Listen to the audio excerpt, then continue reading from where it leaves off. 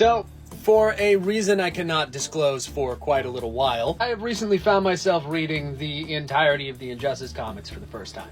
And for a very long time, I have given the Injustice comics shit. Now, don't get me wrong, I'm not giving Tom Taylor's writing shit, I'm giving the Injustice comics shit. I don't know, they've always just not really been for me. I don't love the evil Superman storyline. I don't think it really fits the character. I think Tom Taylor made the best of a bad situation. However, after reading all of them back to back for like the last 2 days, I gotta say, I can understand why after reading Injustice, people find it hard to read regular comics again. Because unlike a series like, say, Kingdom Come, Earth X, Marvel Zombies, anything like that, Injustice is fucking long. Like, really long. As an Elseworld story, Injustice is much longer than basically any other comic I read. The comic book that I most closely compare to the story of Injustice is Kingdom Come by Alex Ross and Mark Waid. Kingdom Come is roughly 211 pages with the epilogue.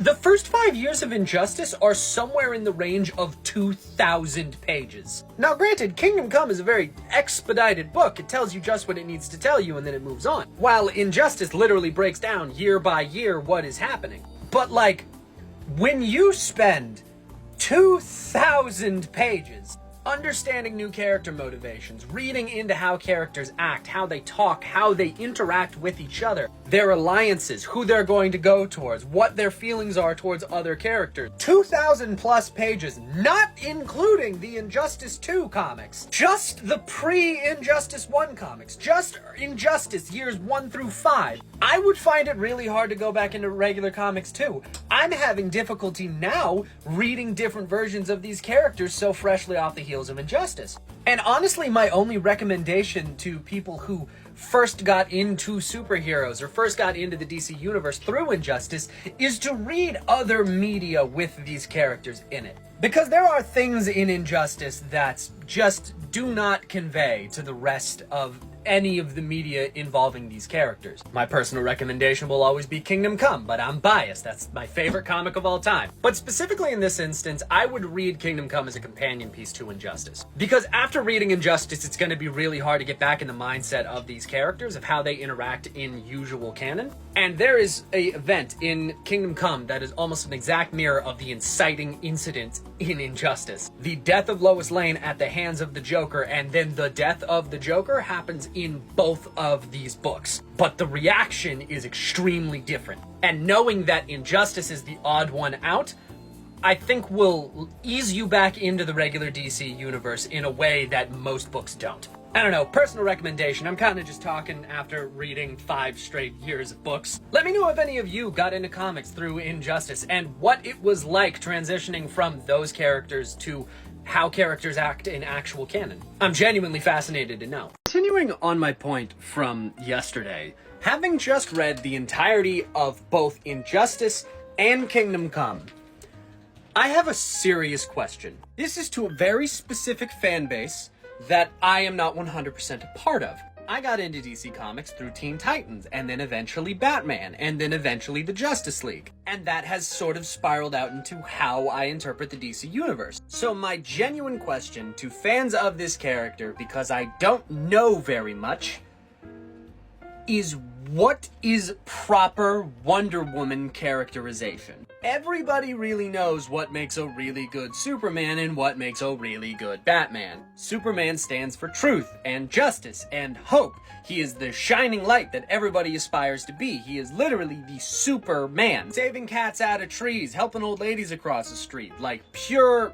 unadulterated heroism in its purest form. Batman is a vigilante, dark and scary and preying on fear, but still having the rule that no one can ever die. Criminals need help, send them to an asylum and not to prison so they can get that help. While you're still gonna try and scare the shit out of them while they're in the street, that's because you're a regular guy, not because you genuinely believe that nobody can be better. Use that billions of dollars in nepotism money to support social programs and try and help out to make sure that crime isn't everyone's first option anymore. You experience death from the youngest age, so now your goal is to make sure that no one ever experiences the pain of death ever again. Now, while it can be argued that neither of those characters have had a proper interpretation in, like, popular media, Wonder Woman doesn't really seem to have a definitive "this is who I am" statement. Because depending on who you ask, one person might say that she is supposed to be just as noble and good as Superman, an emissary of love and peace,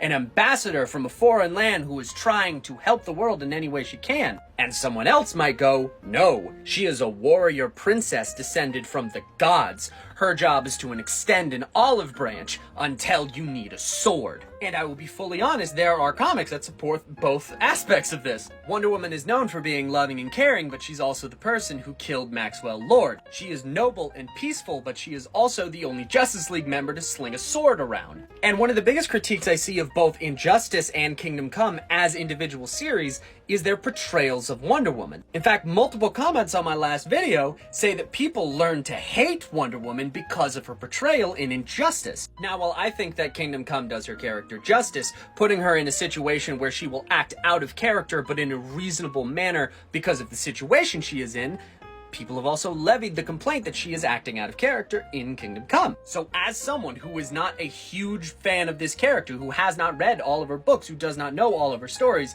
I genuinely want to know, from a place of earnest curiosity, Wonder Woman fans, what is proper Wonder Woman characterization? And what... So Scarlett sent me this that she found on Tumblr, and I just... Like, I got her, right? Like, hold on, let me just... I'm sorry I couldn't save you, Jason. But I tried. I tried to save you. I'm trying to save you now. Is that what you think this is about? I don't know which is worse. Your guilt or your antiquated sense of morality. Bruce, I forgive you for not saving me. But tell me why. Why on God's green earth is he still alive?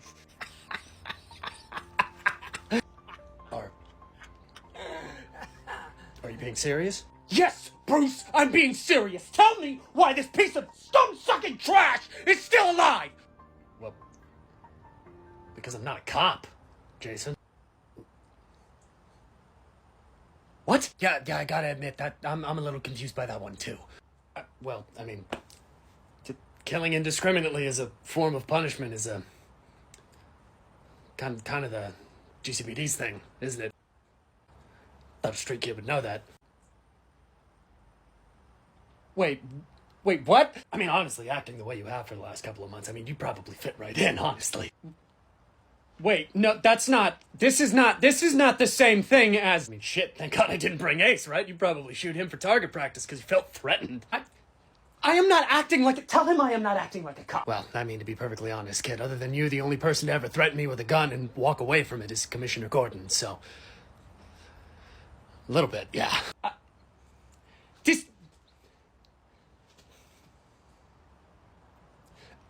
I have so much to think about.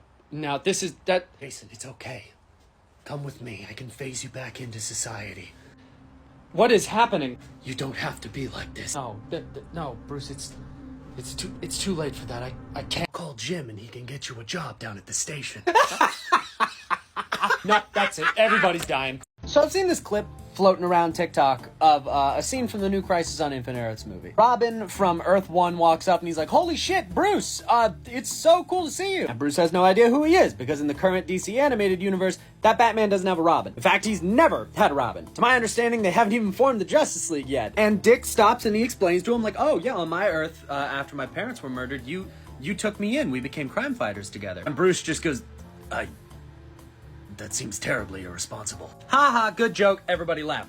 Here's the thing. This might just be personal preference, so discount this as like certifiable fact, because this is just a me thing. I love when comic books are meta. My first comic book love was Deadpool, but like, I don't like it when comic books are meta to disparage themselves. Like lampshading the fact that Robin exists, that's like a pretty common, like, comic book thing. Again, very haha funny joke, everybody laugh. And I'm not disparaging you if you like it when that is pointed out by canon characters. But to me, you can make fun of Robin existing. Don't make Batman make fun of Robin existing. It's fucking rough being a Robin fan in the comics sphere. Because yeah, in real life, that is horribly irresponsible. That man's wearing underwear on the outside of his outfit, and he just got done beating up a robot who bottles planets. All of this is ridiculous. You can't make fun of someone for having weird hair if you're at a clown convention. That seems horribly irresponsible. You just beat up the Joker. You've been fucking around with Killer Croc and the fucking Penguin. Irresponsible? What the fuck do you mean? You're a billionaire. Like, yeah, you can make fun of Robin being weird. I make fun of Robin being weird. But, like, have Superman do it. Have Wonder Woman do it. Don't have Batman say that shit is weird. You're gonna normalize the fact that Robin doesn't need to be here. Robin has existed since Batman #1. He is a consistent part of the Batman mythos. And the more that it is normalized that Robin is weird and shouldn't be here, the harder it's going to be to explore the fact that a giant fucking portion of his mythos is never shown. The last time we had Robin in a Batman movie, it was beside George Clooney. No, Joseph Gordon-Levitt doesn't count. I know he's called Robin at the end. That's not Robin. You know what the fuck I mean. And yes, I am an enjoyer of movies, so I know that it is hard to tell a dark and gritty story if you have a fucking child sidekick. You have to embrace a little bit of the ridiculousness of comics for Robin to even exist. But if Robin doesn't exist, you don't get Death in the Family. If Robin doesn't exist, you don't get Nightwing. If Robin doesn't exist, you don't get the death of the Drakes. If Robin doesn't exist, you don't get to explore Damian Wayne. There are so many things that don't exist if Robin isn't here. So please, if you're gonna make fun of Robin, don't have Batman do it. Don't normalize hating on Robin in a canon DC property. Or at the very least, make one of the heroes who isn't directly connected to Robin do it. Ha! I did not know that touched so much of a nerve. I need coffee. God damn. So I have a headcanon regarding Daredevil that doesn't make any sense regarding the character of Daredevil because he's a better actor than this, but I don't believe he is. So if you've been living under a rock for like your entire life, you might not know the fact that Daredevil is blind. Charlie Cox actually said that while he was preparing to play the role of Matt Murdock, he actually like studied blind people and saw how they talk to people, and they never actually solidly look at somebody because they're always having to face their ears towards them so that they can more properly actually hear them. And to be perfectly honest, I think that it would be really cool if Daredevil overcompensated in the other direction. Because as Daredevil, he has to make it seem like he can see. Like, Matt Murdock's biggest thing is going, I'm not Daredevil. I could never be Daredevil. I'm fucking blind, man. So what if instead of Daredevil always looking a little bit over your shoulder or facing his ear towards you so he can hear you better, Matt completely overcompensates in the other direction and has the most intense eye contact all of the time. He is just staring at you no matter where you're walking, no matter where you are. He is just fucking glaring into your soul because that is the only way he can conceivably be like, yeah, he can see. He can see so well. He's looking right at you all the time. Can you imagine how unnerving that would be to fellow superheroes? That is way more unnerving than the guy that can, like, snipe you out of the corner of his eye or turn off all the lights and still beat your ass. Can you fucking imagine if this guy, in casual conversation, was always so locked in that no matter where you moved in a room, he was always tracking you? Because let's be honest, Matt Murdock has 360 view of every room that he's in. He could see all of it. He's got a 3D map in his fucking brain. So, like, he would know where everybody is. He would know when you're thinking of moving based on your micro movements that he could see in the fucking ripples of the air. And I mean, let's be honest, Matt's not above doing stupid shit for a bit. He pretended he was his own brother to convince people that he had died, and his brother could see. The fake brother that he was playing could see, so he had to fake like he could see. And like the lenses of the Daredevil costume are opaque. You can't see his eyes. So that means that he would have to move his head to just be completely locked into you every time you moved in a room. He would have to move like fucking Michael Keaton Batman all of the time just to maintain this bit that he's like, yeah, Daredevil can see. He's so good at seeing. I could play a sighted person so well. And absolutely everyone around him is like, yo, what the fuck is up with Daredevil? Why does he keep fucking, he won't fucking stop looking at me and I don't get it. I don't know. I think it would be funny. I think it would be a funny little thing to add to Matt Murdock because he's already just a little quirky. So, I don't know. Let me know if you think that this would be good in the comments.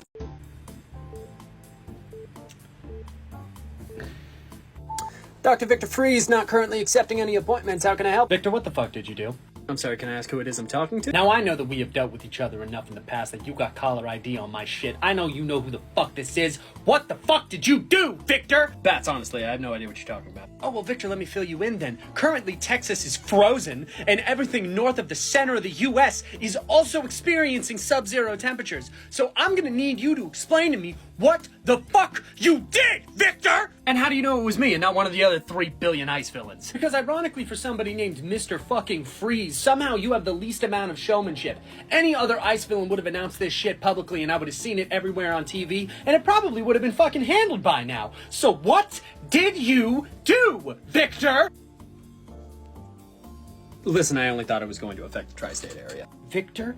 Listen, it was only supposed to lower the temperature a little bit over the coming weeks, but then I had to fucking microwave something and it had a power surge and now everything is frozen and I don't know what to do. Victor, I don't know what the hell it is, but I'm gonna need you to turn it off, okay, bud? Yeah, I already did, but this is just the residual, man. Victor, honey, boo-boo. If this isn't fixed by fucking Valentine's Day, I swear to God, I will walk down there and I will use Nora to cool my fucking iced tea! Fix this! Okay, that's great, but how am I supposed to do that? He hung up on me.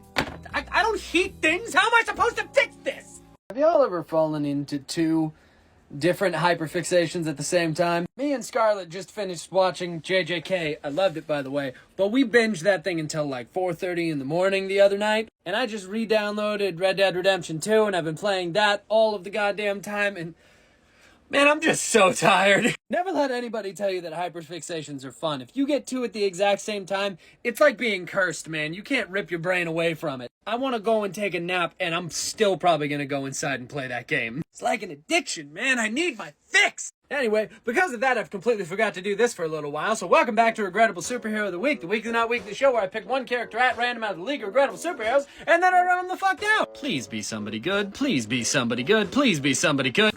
What do we got? Mana Metal. Miracles Incorporate? Miracles Incorporate? That doesn't sound like a superhero. This is gonna be like Amazon, but it's mail order miracles. Or it's maybe just a superhero tech startup. What the fuck? This looks like a Mad Magazine sketch. That is very obviously just a green Flash and Beast. And I'm gonna be real, I don't know who this is. But we do have the Atom, who was apparently named Manlet. There ain't no goddamn way they've named the small character Manlet. Did these guys seriously feel like if the Doom Patrol was like Z tier? Miracles Incorporated was created by Wally Wood and Unearthly Spectaculars 2 of Harvey Comics in 1996. The long and short of it is that they are a hero-for-hire agency that essentially just goes out and solves problems for cash. Which, I mean, in all technicality makes them like non-lethal mercenaries, but we're not gonna get into that. For some reason, their headquarters is out of a nondescript house in the American Midwest.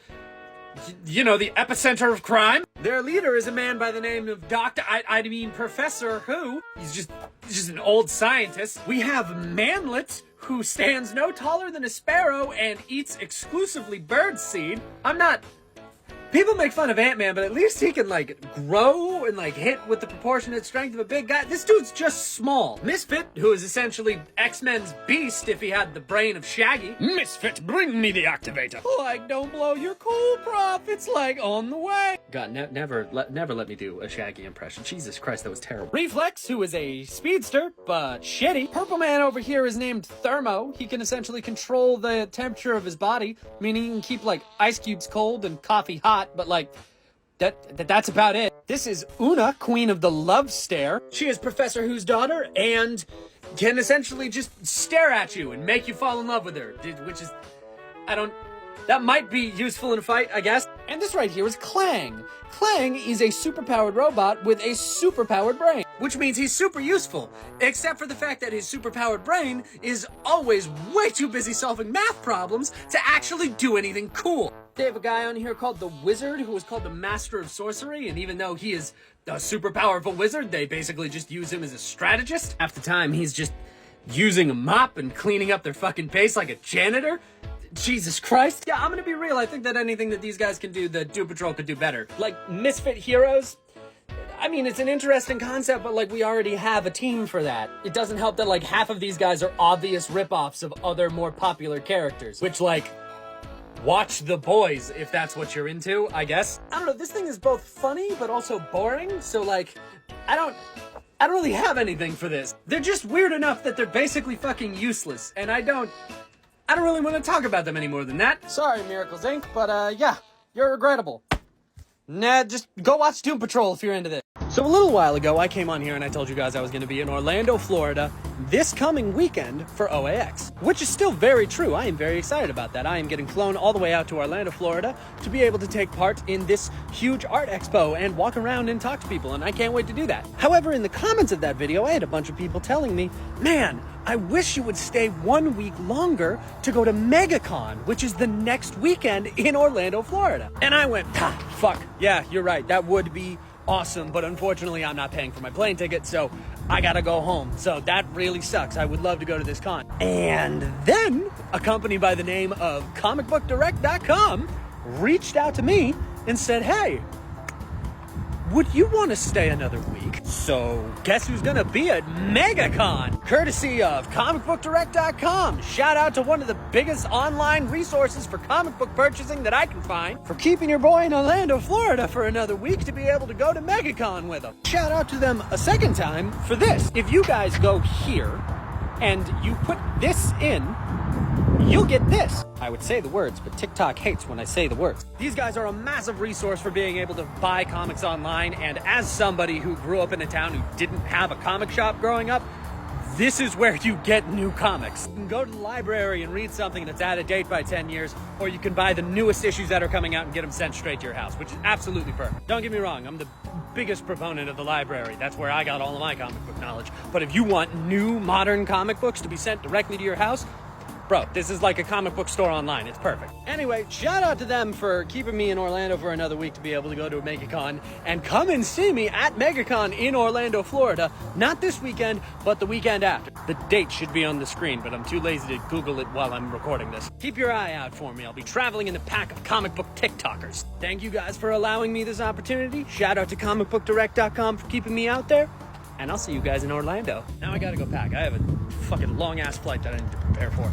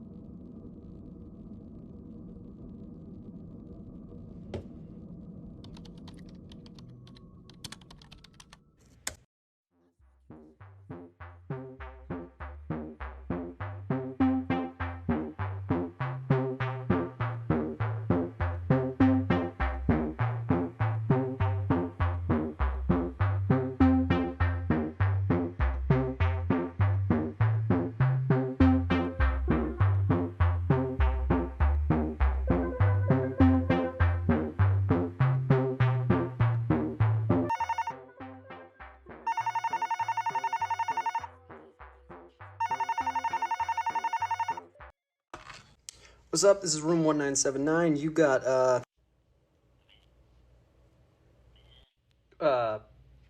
Bob. You got Bob. What's up? The fuck you mean called off? I already fucked the room all up. So what am I supposed to do? Just wait here? Wait, no, don't hang up. Motherfucker.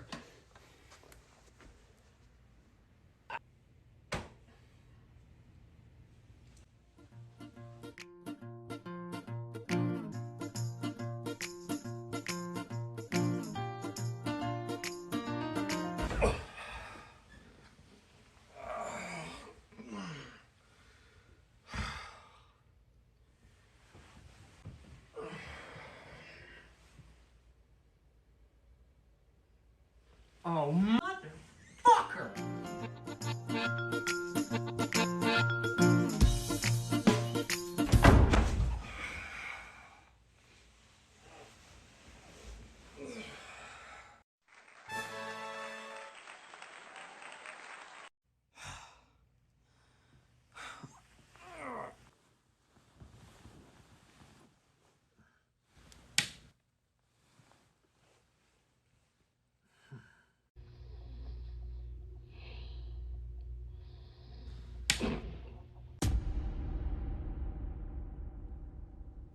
nuts. Hello, Lawton. I didn't even do the hit. How the hell did you find me? You rack up a lot of noise complaints and your alias is Bob. Yeah, you know, honestly, that's fair. What the heck? So I'm here, sitting in my interim hotel room in between the two conventions that I have in Orlando, and editing my YouTube videos. Part of editing my YouTube videos is I have to go onto Patreon and I have to look at all my current patrons and I have to put those into the end of the credits of the YouTube video. And that always means I check my messages about once a month on there. And checking it today, I got a really interesting question. So instead of just responding to the person who sent it to me, I'm gonna make a whole video out of it. And the question that this patron posed to me was, what do I think Jason's reaction would be if Batman had actually killed the Joker in Death in the Family, causing an international incident? Because remember, at the end of Death in the Family, Joker's the Iranian ambassador. He has diplomatic immunity, and Superman is literally sent out to stop Batman from killing the Joker because it will cause an international problem. So how would Jason react to that? And if I'm gonna be honest, I think Jason would still be mad, but for a different reason. You see, the way I see it, Jason Todd is inherently self-loathing. He thinks of himself like street trash. No matter how much he grows, no matter how much he evolves, he very much sees himself as the lowest of the low. So if he came back and he found out that Batman had broken his only rule and started a war over him, he would see it as the biggest overreaction that Bruce could have possibly had. The reason that we have the Batman-Jason relationship that we have today is because when Jason came back, he found out that Bruce essentially did nothing. Joker didn't get punished any more than he already does. He replaced him with a new Robin almost 6 months later. It had been made to look like he had never existed at all. But think about the level of reaction that would happen if he came back and he found out that Batman had not only broken his one rule, but also started a war with multiple major superpowers over him, some kid from a Gotham alley. Jason would be one of the first people to try and fight back against Batman in that reality, and I fully stand behind that. Because to a certain extent, you're kind of elevating Batman to an injustice character at that point. They had their one bad day, they crossed their big line, and in crossing that line, they plunged the world into war. That would be essentially what you're doing. And anytime you pull a character in from another reality that sees what that character is doing in their name, they always recoil from it, and I think Jason would be the exact same. Because we have to remember who Jason Todd is before Under the Red Hood. He's incredibly sweet, he's incredibly nice, he absolutely loves the idea of being Robin and what that stands for. Before he dies, Jason Todd doesn't really even believe in vengeance. He's a smart kid who loves school, who's incredibly nice, and really just wants justice to be had. The reason that we have the Red Hood as we have him today is because Batman's reaction to the Joker basically spit in the face of everything that he had taught him. There was no justice for Jason Todd, so he went out to get it for himself, and in doing that, spiraled into who he was at the beginning of Under the Red Hood. And I just don't think it would be the same if he came back and Bruce had fully started a conflict over Jason Todd. Because if he did that, he's not just spitting in the face of everything that he taught Jason,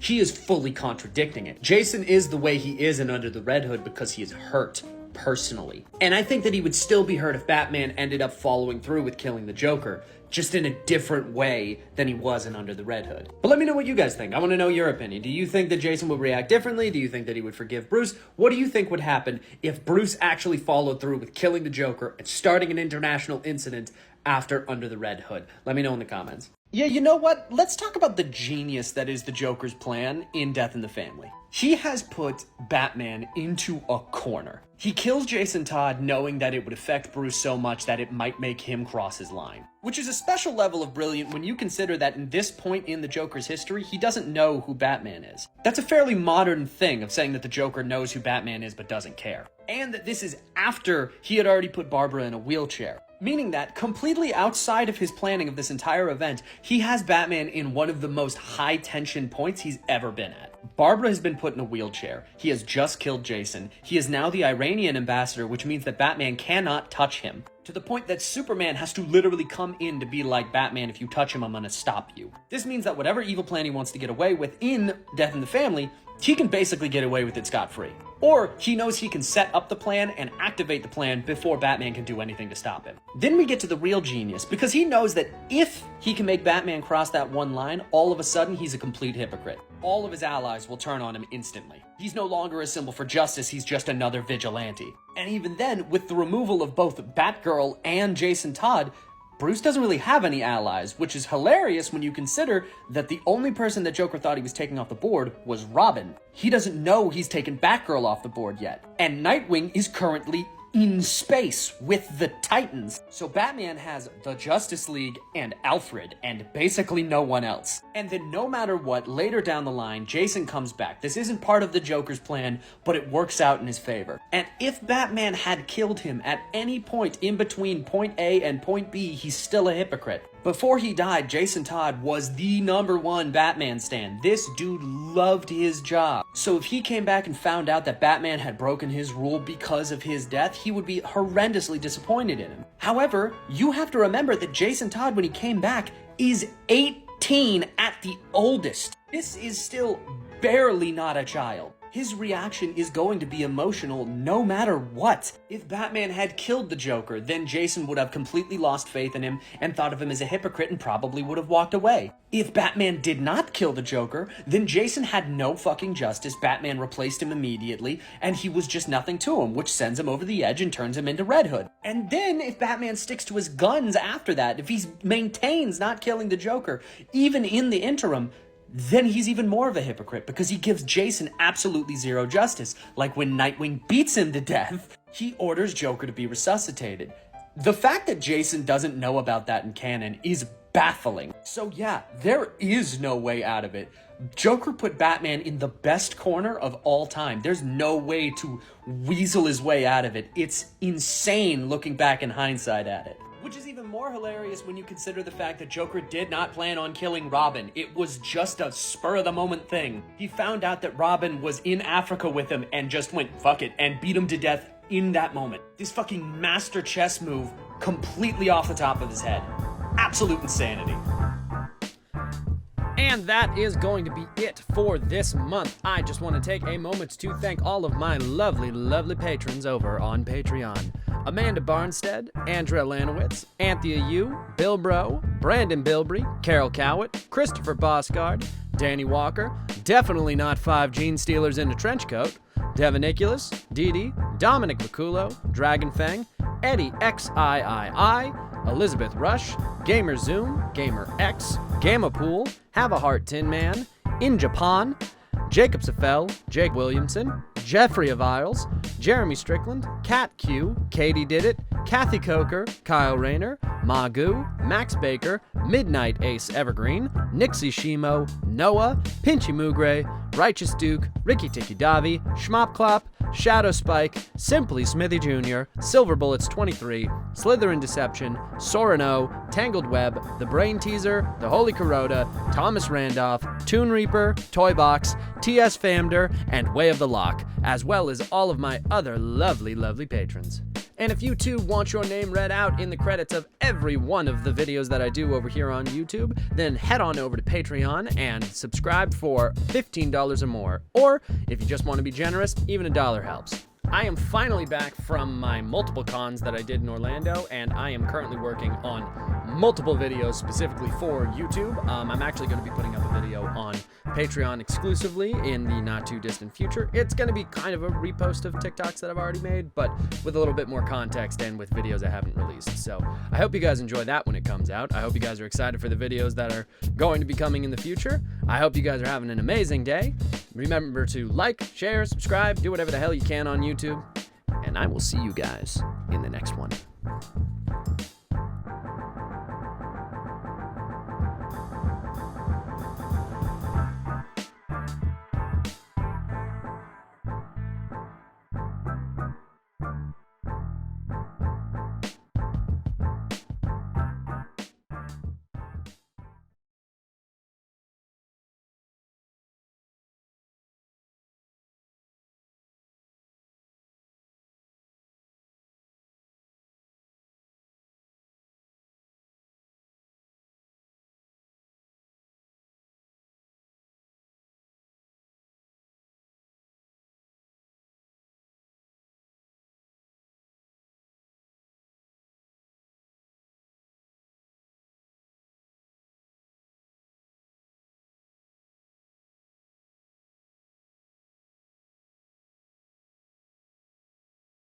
This video would have been out sooner, except for the fact that I have been traveling for a good couple of weeks now, and all of the hotels that I were at did not have the internet to be able to upload this video. So now you guys are going to be getting 2 different compilations in the same month, and probably a CBBC for that matter, and probably another video. I had a lot of work done this month, and did not have the ability to post it, which is a little infuriating, but you know, you're gonna get it anyway, so here it is.